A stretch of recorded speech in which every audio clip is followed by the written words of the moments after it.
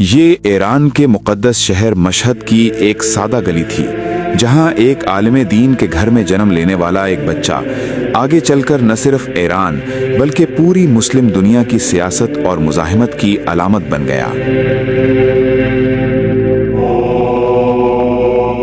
ये कहानी है आयतुल्लाह सैयद अली खामेनेई की। सैयद अली खामेनेई एक मजहबी और इल्मी घराने में पैदा हुए।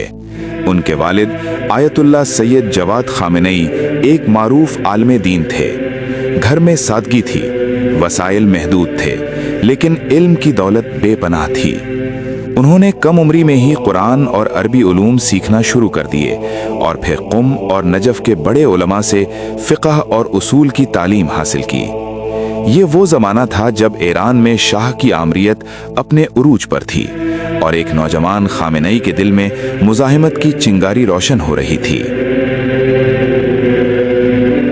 1960 और 1970 की दहाई Syed Ali Khamenei Shah Iran के खिलाफ तहरीक में शामिल हो गए। उन्हें कई बार गिरफ्तार किया गया, जेल भेजा गया, तशद्दुद का निशाना बनाया गया, लेकिन उनका अज़्म न टूटा।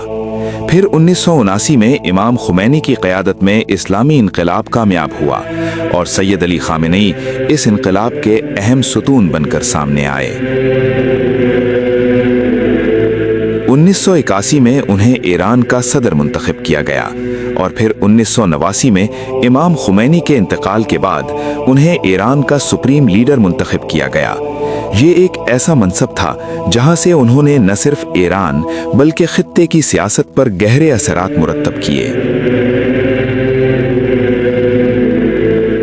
आयतुल्लाह खामेनेई ने हमेशा अमेरिका और इसराइल की पॉलिसियों को सख्त तनकीद का निशाना बनाया। वो अमेरिका को इस्तिकबार आलम कहते थे और इसराइल को एक गासिब रियासत करार देते थे।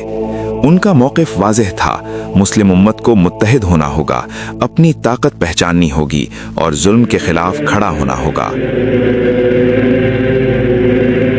फ़लस्तीन का मसला उनकी सियासत का मरकज़ी नुक्ता रहा। उन्होंने हमेशा फ़लस्तीनी मुज़ाहिमत की हिमायत की और कहा, फ़लस्तीन सिर्फ एक सरजमीन नहीं, ये उम्मत की इज्जत का मसला है। सुप्रीम लीडर की हैसियत से खामेनेई ने ईरान के अंदर सख्त कंट्रोल बरकरार रखा। उन्होंने ईरान के एटमी प्रोग्राम की हिफाजत करते हुए उसे मजबूत किया। इनकलाब इस्लामी के नज़रिए को न सिर्फ ईरान तक महदूद रखा बल्कि खित्ते में असर व रसूख बढ़ाने के लिए प्रॉक्सी ग्रुप्स की हिमायत की। उनकी पॉलिसियों ने ईरान को खित्ते की ताकतवर रियासत बनाया, लेकिन साथ ही सियासी इस्लाहात और आज़ादियों पर सख्त मौक़िफ़ बरकरार रखा। ईरान में उनके हामी उन्हें एक मजबूत, साबित कदम और उसूली रहनुमा मानते थे। एक ऐसी शख्सियत जिसने 4 दहाइयों तक ईरान को आलमी दबाव के बावजूद अपने रास्ते पर कायम रखा। बिलाखिर 28 फरवरी 2026 को ईरान के दारुल हुकूमत तेहरान में एक वसी मुश्तरका अमरीकी और इसराइली फ़िज़ाई ऑपरेशन में सुप्रीम लीडर का कंपाउंड निशाना बनाया गया, जिसमें वो खुद, उनकी साहिबजादा, दामाद और नवासा समेत कई सीनियर रहनुमा शहीद हुए।